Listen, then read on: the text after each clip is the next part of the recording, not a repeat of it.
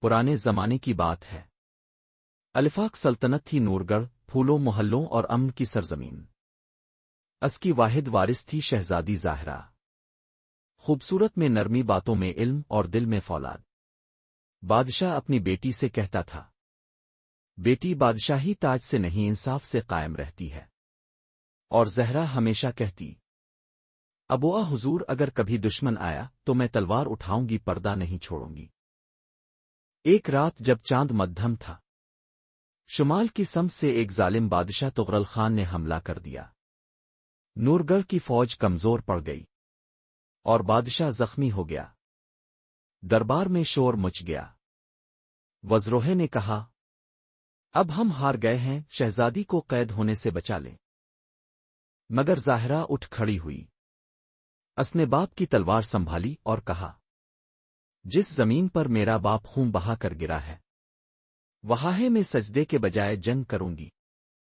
شہزادی نے نقاب اوڑھا اور عام سپاہی کے لباس میں فوج میں شامل ہو گئی۔ کس کو خبر نہ تھی کہ جو جوان فوج کی قیادت کر رہا ہے وہ دراصل سلطنت کی شہزادی ہے۔ زہرہ نے اپنی فوج کو خطاب کیا، یاد رکھو، اگر ہم ہار بھی گئے تو دشمن کو ہماری غیرت یاد رہنی چاہیے۔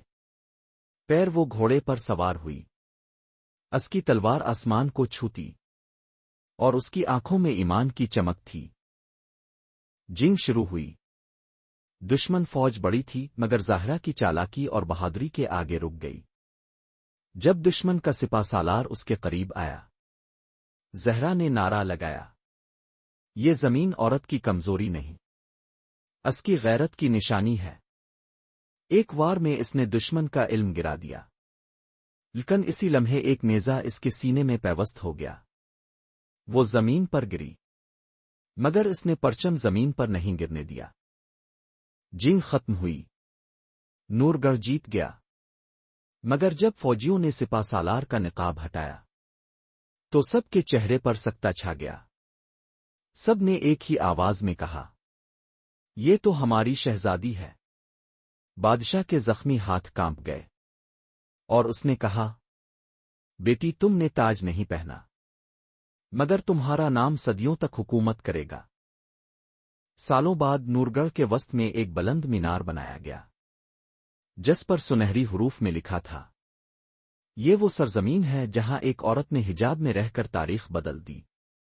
نورگڑھ کی بچیاں آج بھی اسکولوں میں شہزادی زاہرہ کا نام لے کر قسم کھاتی تھیں، ہم کمزور نہیں، ہم روشنی کی وارث ہیں۔ سبق: عورت کی اصل طاقت تلوار نہیں، ایمان ہے۔ جب نیت سچی ہو تو پردہ بھی قلعہ بن جاتا ہے۔